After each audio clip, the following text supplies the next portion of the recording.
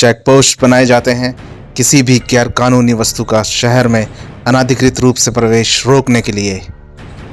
इस बात को सुनिश्चित करते हैं चेक पोस्ट पर मौजूद कानून के रखवाले।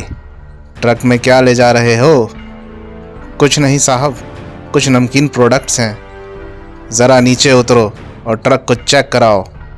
अब ट्रक को क्या देखना हवलदार साहब, लेकिन कानून के रखवाले किस दिशा में काम करेंगे यह सुनिश्चित करते हैं कानून तोड़ने वाले। इसे देखिए, इसे देखने के बाद किसी भी चीज़ को देखने की ज़रूरत नहीं रह जाएगी। हर चीज़ बिकाऊ होती है। इसे देखने के बाद तो मुझे दिन भर में गुजरने वाले कोई भी ट्रक्स नज़र नहीं आएंगे। रास्ता खोल दो, मैंने इनके कागजात देख लिए हैं। ये सरकारी ट्रक्स हैं। जी साहब, सरकारी कागजात यानी कि नोट किसी भी गैर कानूनी चीज़ को कानूनी और किसी भी कानूनी चीज़ को गैर कानूनी बनाने का मादा रखते हैं। अपराधी कानून के सहारे ही कानून की आंखों में धूल झोंकने में कामयाब हो जाता है। देखा छोटे, कहा था ना मैंने, घबराने की ज़रूरत नहीं है। हम चेक पोस्ट आसानी से पार कर लेंगे, लेकिन मुसीबतें इतनी आसानी से पीछा नहीं छोड़ती। पाजी, सामने कोई बाइक पर रास्ता रोके खड़ा है। ट्रक को रोकना पड़ेगा वरना पंगा हो जाएगा। फ़िलहाल कोई पंगा नहीं करना है, यह बॉस का हुक्म है। अरे ये तो पुलिस वाला है। ट्रक मत रोको, कुचल दो उसको। कानून के कुछ रखवाले ऐसे भी होते हैं जिन्हें ना कानून तोड़ना पसंद है ना कानून तोड़ने वाले।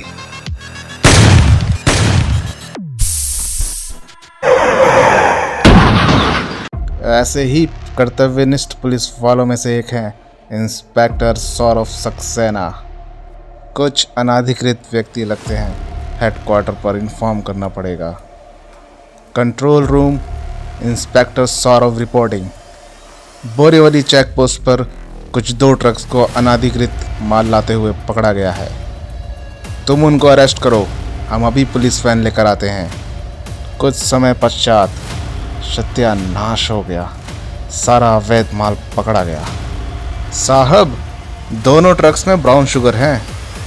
ओह, काफ़ी बड़ी तस्करी हाथ लगी है आज। अगले दिन के अखबार मिर्च मसालों वाली खबरों से भरे पड़े थे। मुंबई पुलिस के हाथ लगा नशे का सामान।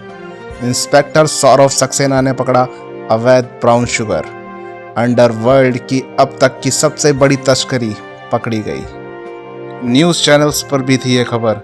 मुंबई पुलिस के इंस्पेक्टर सौरभ ने अपनी जान पर खेलते हुए ब्राउन शुगर से भरा 2 ट्रक्स का जत्था पकड़ा। 2 रिश्वतखोर हवलदारों को सस्पेंड किया गया है जिन्होंने चेक पोस्ट से इन ट्रक्स को जाने दिया। अंडरवर्ल्ड की देश के युवा पीढ़ी को नशे का आदी बनाने की साजिश नाकाम कर दी गई। मुंबई अंडरवर्ल्ड मुझे ड्रग सप्लायर बिल्ला के नाम से जानता है, लेकिन सिर्फ एक पुलिस वाले ने अपनी सर्विस रिवॉल्वर की बदौलत हमारा सारा माल पकड़ लिया और हमें करोड़ों का चूना लगा दिया। मुझे मेरे आदमी जेल से बाहर चाहिए, ऊपर से दबाव डालो कालिया। पुलिस कमिश्नर मान सिंह। लेकिन मंत्री जी, वे सभी कुख्यात अपराधी हैं। आप उन्हें रिहा कीजिए। अब उन पर हमारे काबिल जासूस निगरानी रखेंगे, तभी पूरे षड्यंत्र का पर्दाफाश होगा। फिर भी आप एक बार सोच लीजिए मंत्री जी, अगर मैं आपकी तरह सोचता तो मैं भी कमिश्नर होता। उनको छोड़ दीजिए, जनता को जवाब हम देंगे। मंत्री जी ने आदेश दिया है कि जिन अपराधियों को तुमने माल सहित रंगे हाथ पकड़ा है उन्हें कल तक छोड़ दिया जाए। छोड़ दिया जाए? मंत्री जी को पता है इसकी जनता में क्या प्रतिक्रिया होगी? नाम उनका नहीं, हमारे डिपार्टमेंट का खराब होगा। हमारे ऊपर आरोप लगेगा अपराधियों को भगाने का। तो क्या जिन अपराधियों को मैंने जान पर खेल कर पकड़ा है उन्हें छोड़ दिया जाएगा? बिल्कुल नहीं। तो फिर मंत्री जी को आप क्या जवाब देंगे? मेरे दिमाग में एक योजना है जिससे समाज में जुर्म भी ख़त्म होगा और हमें बड़े अफसरों के सामने झुकना भी नहीं पड़ेगा। क्या योजना है? मेरी योजना में जोखिम है जो तुम्हें उठाना पड़ेगा, वो भी अकेले। समाज की रक्षा करना ही मेरा एकमात्र उद्देश्य रहा है। अब उस उद्देश्य के लिए मुझे जो भी रास्ता चुनना पड़े मुझे मंजूर है, मैं जोखिम उठाने को तैयार हूँ, लेकिन वह योजना मैं तुम्हें यहाँ नहीं बता सकता। इसके लिए तुम्हें आज रात मेरे घर आना होगा। आओ सौरभ, हमेशा की तरह एकदम वक्त पर। अपराध को अगर समय रहते ख़त्म करना है तो समय का पाबंद तो होना ही होगा कमिश्नर साहब।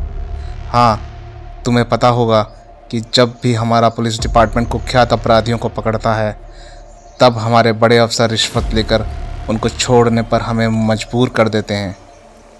मैं ये सोच रहा हूँ कि तुम अपराध के खिलाफ जंग करो, लेकिन अनाधिकृत तरीके से। मैं आपका मतलब नहीं समझा कमिश्नर साहब। जैसे तुम पुलिस की वर्दी पहनकर कानूनी तौर से अपराध से लड़ते हो, ठीक वैसे ही अपना भेष और चेहरा बदलकर गैर कानूनी तौर से भी अपराध के खिलाफ लड़ो। इसका फ़ायदा यह होगा कि तुम सीधे अपराधियों को ख़त्म कर दो, ना कोई गिरफ्तारी, ना कोई रिमांड। दूसरा सबसे बड़ा फ़ायदा यह होगा कि हमें ना तो बड़े अफसरों को और ना ही मंत्रियों को जवाब देना होगा। अपराध भी ख़त्म होता रहेगा और अपराधी भी। अगर समाज से अपराध ही ख़त्म करना है तो अपराध से लड़ने के लिए मैं बनूंगा क्राइम फाइटर। ये लो ब्रीफ केस, जिसमें मैंने तुम्हारे लिए एकदम नर्म कपड़ों का क्राइम सूट रखा है। तुम्हारा चेहरा छुपाएगा ये मास्क।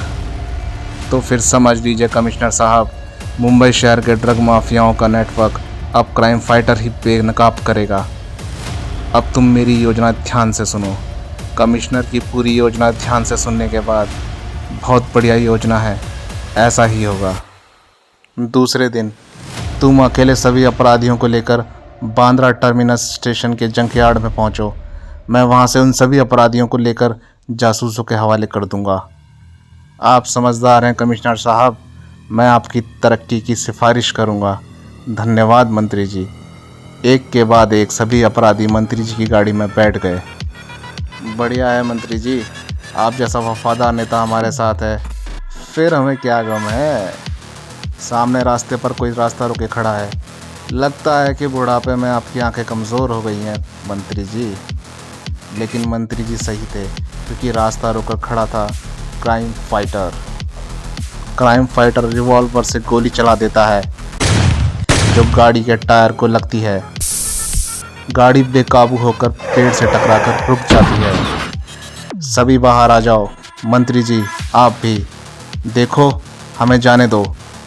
बहुत शर्म की बात है कि आप जैसा देश सेवक अपराधियों का साथ दे रहा है।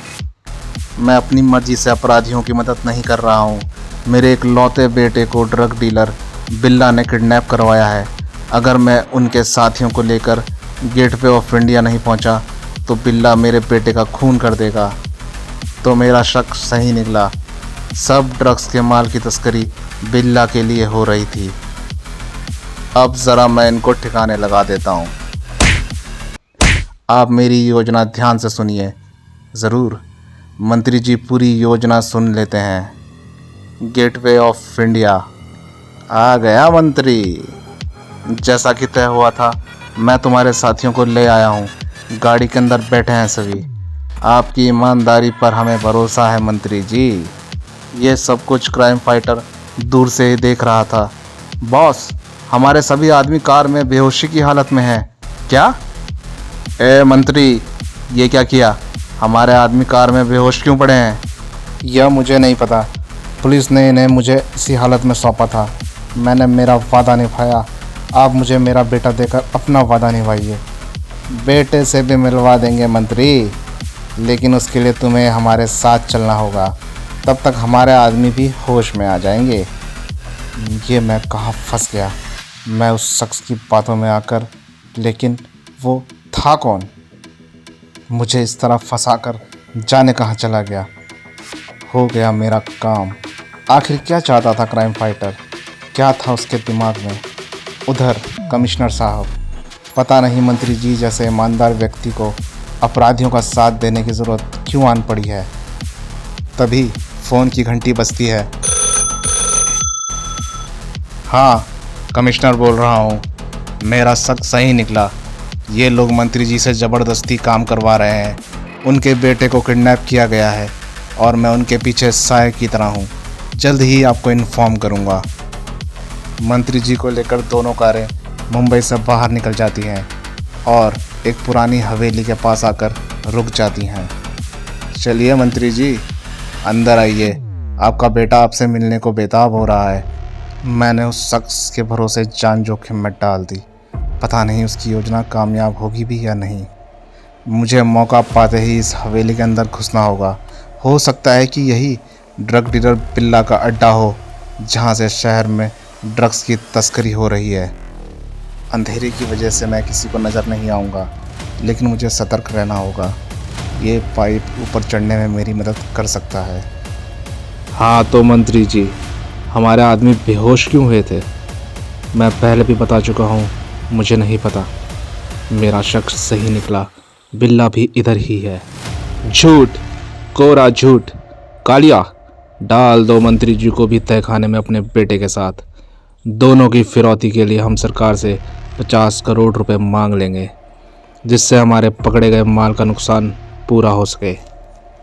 सबसे पहले मुझे मंत्री जी को उनके बेटे सहित आज़ाद करवाना है। इधर कमिश्नर मान सिंह पूरे काफिले के साथ हवेली से कुछ ही दूरी के अंतर पे थे। बस सब यहीं रुक जाओ और मेरे अगले आदेश का इंतज़ार करो। इधर तहखाने में। पापा, मुझे बहुत डर लग रहा है। मेरे दादाजी ने आज़ादी की लड़ाई में अपनी जान गंवा दी थी बेटा। हमारी रगों में एक देशभक्त का खून बह रहा है। इस परिस्थिति का हमें निडर रहकर सामना करना है। मंत्री जी, अब आप सुरक्षित हैं। मैं आपको और आपके बेटे को छुड़ाने आ गया हूँ। मैंने इनके सभी आदमियों को एक एक करके बेहोश कर दिया है। अब बिल्ला और कालिया की बारी है। क्राइम फाइटर ताले को मास्टर की से खोलता है। आइए मंत्री जी, आप बाहर आ जाइए। मैं आपको हवेली के बाहर तक छोड़कर सुरक्षित कर देता हूँ। मंत्री जी हवेली के बाहर आ जाते हैं। धन्यवाद मित्र। क्या नाम है तुम्हारा? नाम तो मेरा भी एक आम इंसान की तरह ही है, लेकिन मेरी जंग अपराध के खिलाफ है। इसीलिए सभी अपराधी अब से मुझे क्राइम फाइटर के नाम से जानेंगे। कमिश्नर मान सिंह पूरी फोर्स के साथ यहाँ से थोड़ी ही दूर हैं। वहाँ जाकर आप उनको इस पूरी हवेली को घेरने का आदेश दीजिए। तब तक मैं बिल्ला और उसके चमचे कालिया की खबर लेता हूँ। जल्द से जल्द सरकार से मंत्री जी के बदले में 50 करोड़ मांगने का बंदोबस्त करो, वरना हमारा खेल बिगड़ जाएगा। और उन तीनों आदमियों को होश आया कि नहीं? पता नहीं क्या किया गया है उनके साथ, होश में ही नहीं आ रहे हैं तभी, और उनको अब होश आएगा भी नहीं। तुम दोनों भी अब बेहोशी की दुनिया में जाने को तैयार हो जाओ। कौन हो तुम जो अपनी मौत को दावत देते हुए यहाँ तक आ गए? जब तक मंत्री जी और उनका बेटा हमारे कब्जे में है, पुलिस हमको छू भी नहीं सकती। मंत्री जी और उनके बेटे को मैंने तुम्हारी कैद से कब का रिहा कर दिया है। तुम्हारे सभी आदमियों को भी मैंने एक एक करके बेहोशी की दुनिया में पहुंचा दिया है। अब तुम दोनों की बारी है। धोखा। कालिया, पकड़ो इसे। पकड़ो नहीं, रोको इसे, ऐसे बोल बेवकूफ। हैरान रह गया बिल्ला और फिर न रुके हाथ।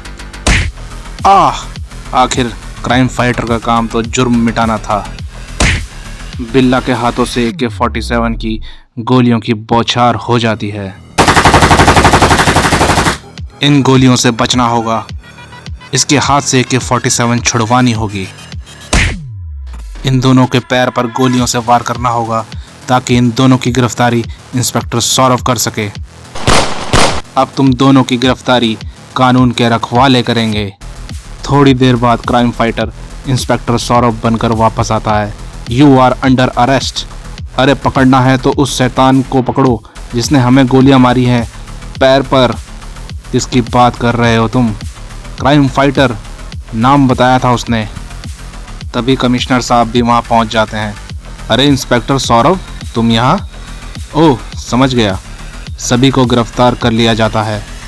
दूसरे दिन ये बात तो मुझे समझ में आई कि तुमने मंत्री जी एवं उनके बेटे को बचाया, लेकिन तुम बिल्ला के गुप्त हवेली वाले अड्डे तक कैसे पहुँचे? मैंने मंत्री जी को एक ट्रांसमीटर दे दिया था, जिससे मुझे उनकी स्थिति का पता चलता रहा और मैं उनके गुप्त अड्डे तक पहुँच गया। जब क्राइम फाइटर ने अपना काम ख़त्म कर दिया, तब इंस्पेक्टर सौरभ ने अपना काम शुरू किया था।